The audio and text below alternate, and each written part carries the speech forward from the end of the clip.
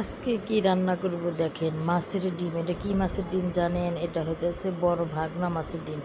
এই সময় তো সব মাছের ভিতরে ডিম থাকে। আসসালামু আলাইকুম, শাপলা রান্না করতে আপনাদের স্বাগতম। সবাই কেমন আছেন? জুমা মোবারক। প্রথমে নামাজ পড়ে সকালে নাস্তা তৈরি করে কোরআন পড়ে তারপরে এখন বাজারে গিয়েছিলাম। গরুর মাংস খাওয়া যাবে না, ডাক্তার নিষেধ করে দিয়েছে। চিংড়ি মাছ আর এই মাছটা নিয়ে আসলাম।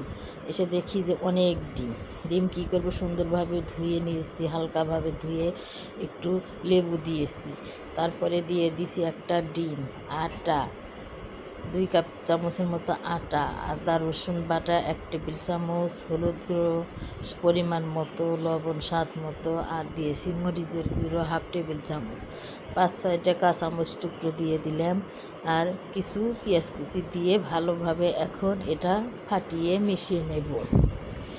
এইভাবে যদি আপনি মাছের ডিম রান্না করেন, সবাই তৃপ্তি করে খাবে, বলবে যে এটা কী মাছের ডিম রান্না করেছে, আবার একটু রিকোয়েস্ট করবে খাওয়ার জন্য। এতই যে মজা হয়েছে, সবাই তৃপ্তি করে খেয়েছে।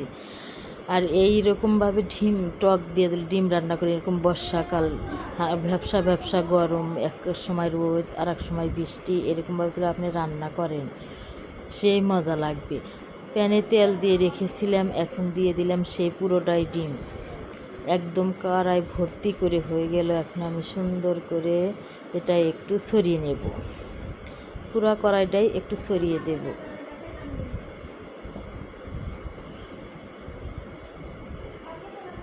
এখন উঠাইতে নিয়েছিলাম, একটু উঠলো না, একটু পর আবার এটা আরও ভিতরে অনেক আছে, এটা ভালোভাবে ছড়িয়ে দিতে হবে। একটু ঢাকনা দিয়ে রেখেছিলাম 2 মিনিটের নিয়ে, এইভাবে কাটতে নিয়েছিলাম, কাটা যাচ্ছে না এখনই। একটু ভালোভাবে মাছের ডিম আপনি যদি এইভাবে রান্না করেন অনেক মজা হয়, তৃপ্তি করে চারটু ভাত খাওয়া যায়। বর্ষার সময় এরকম মুখে স্বাদ লাগে না।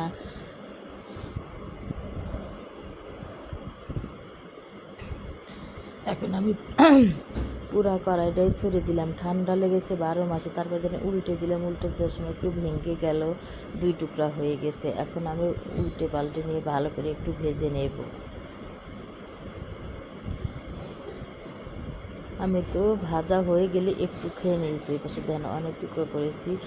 সেম তেলে একটু তেল দিয়ে কাঁচামরিচ আর পেঁয়াজ কুচি দিয়ে দিলাম, 1 টেবিল চামচ জিরা দিয়েছি, 1/2 টেবিল চামচ হলুদ গুঁড়ো দিয়েছি, 1 টেবিল চামচ লাল মরিচের গুঁড়া দিয়ে দিলাম, আদা রসুন বাটা দিয়েছি 1 টেবিল চামচ ভর করে গুঁড়া করে, তারপরে দিয়ে দিলাম হলুদ গুঁড়ো স্বাদ পরিমাণ মতো দিয়ে, এখন দিয়ে দিলাম টমেটো, আর দিয়েছি তো একটা আলু সুন্দর করে লম্বা করে সাইজ করে কেটে নিয়েছিলাম।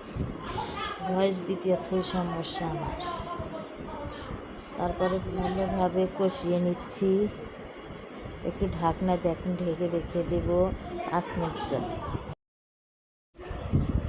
5 মিনিট পরে চলে এসে একটু পানি দিয়ে দিলাম, 1 কাপ পানি দিয়ে ভালোভাবে সুন্দর করে মিশিয়ে নিচ্ছি। চতুর্পাশে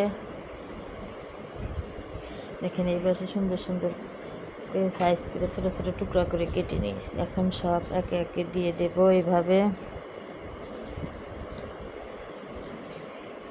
টমেটো দিয়ে রান্না করলে মাছের ডিমের ঝোলটা সেই মজা লাগে। এখন ঢাকনা দিয়ে ঢেকে রেখে দেব 10 মিনিট। 10 মিনিট পর রান্না কমপ্লিট। দেখেন কি যে সুন্দর একটা সেন্ট বেরিয়েছে। এরকমভাবে নিত্য রেসিপি যদি ভালো লাগে আপনারা আমার চ্যানেলটি সাবস্ক্রাইব করবেন, কমেন্ট করেন না ভাই, এত কষ্ট করে একটা ভিডিও বানাতে 6-7 ঘন্টা সময় লাগে, আর আপনাদের দেখায় 2-3 মিনিট। আপনারা তো তা বোঝেন না ভাই। রে কষ্টকর, খুবই কষ্টকর এই ভিডিও বানান। দেখেন কি যে লোভনীয় হয়েছে। আমি তো তৃপ্তি করে আজকে ভাত খেয়েছি অনেক। আমার রেসিপিটা যদি ভালো লাগে চ্যানেলটি সাবস্ক্রাইব করবেন, কমেন্ট করবেন, শেয়ার করবেন। আল্লাহ হাফেজ, সবাইকে ধন্যবাদ।